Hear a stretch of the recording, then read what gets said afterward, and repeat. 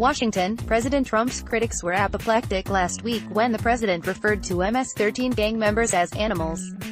Of course, no one should be dehumanized. Yet many of the same people expressing outrage that Trump would dehumanize vicious gang members have no problem dehumanizing innocent, unborn children.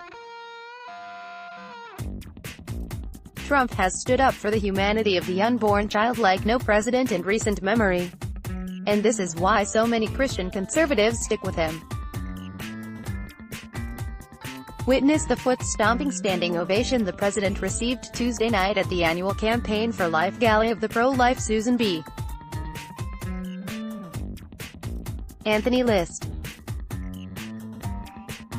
Not only was Trump reportedly the first president to address this incredible organization in its 26-year history, he used the occasion to deliver on yet another pro-life promise, one that his Republican predecessors could not, or would not, fulfill. He announced a new rule to stop and direct taxpayer funding of abortion through the Title X family planning program. Get editorials, opinion columns, letters to the editor and more in your inbox weekday mornings. Sign up for the Opinion newsletter. When I ran for office, I pledged to stand for life, and as president, that's exactly what I have done. Trump declared. Today, we have kept another promise.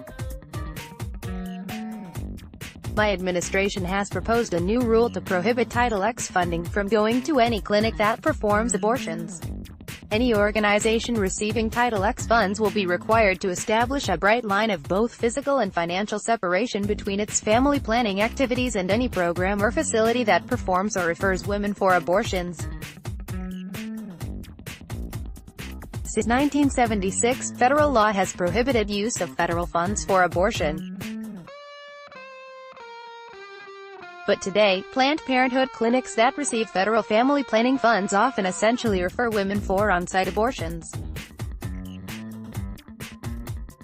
Under Trump's Protect Life rule, this will no longer be permitted. The Protect Life rule is a victory pro-life Americans have been awaiting for 3 decades. President Ronald Reagan first issued a version of the rule in 1988, but pro-abortion groups challenged it in court. The George H.W. Bush administration fought them all the way to the Supreme Court, and when, in 1991, the court upheld the Reagan rule in Rust v. Sullivan. But the ruling came too late. Bill Clinton soon took office and withdrew the rule. When George W. Bush was elected, he failed to reinstate the rule during his 8 years in office. My former White House colleague Hugh Levin recently wrote that the reinstatement effort was abandoned in the spring of 2006, in a deputies-level policy gathering that was one of the most contentious meetings I ever witnessed in government. In the Trump administration, there were apparently no contentious meetings or hand-wringing over the impact on Capitol Hill. He just did it. This fearlessness when it comes to the cause of life is what warms the hearts of Christian conservatives and makes them loyal to the president. The left is, of course, outraged. Sen.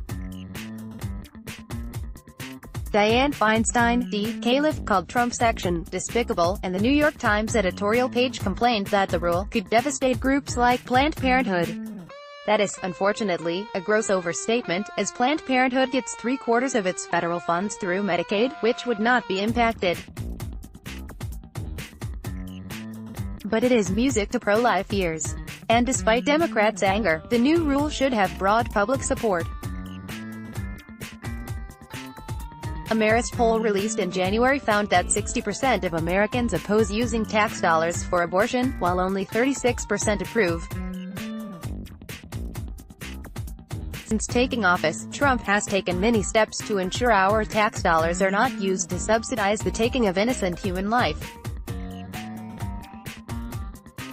He got a record number of conservative judges confirmed during his first year, allowed states to defund Planned Parenthood, defunded the pro-abortion United Nations Population Fund, restored and expanded the Mexico City policy banning taxpayer funds for groups that perform abortions overseas, and exempted organizations with moral objections against providing abortifacient drugs from the Obamacare Health and Human Services mandate. He is, as SBA-list President Marjorie Dannenfelser put it Tuesday, the most pro-life president in our nation's history. Every life is sacred, and every child is a precious gift from God, Trump declared Tuesday night. We know that every life has meaning and that every life is totally worth protecting. Trump is doing everything in his power to protect those lives.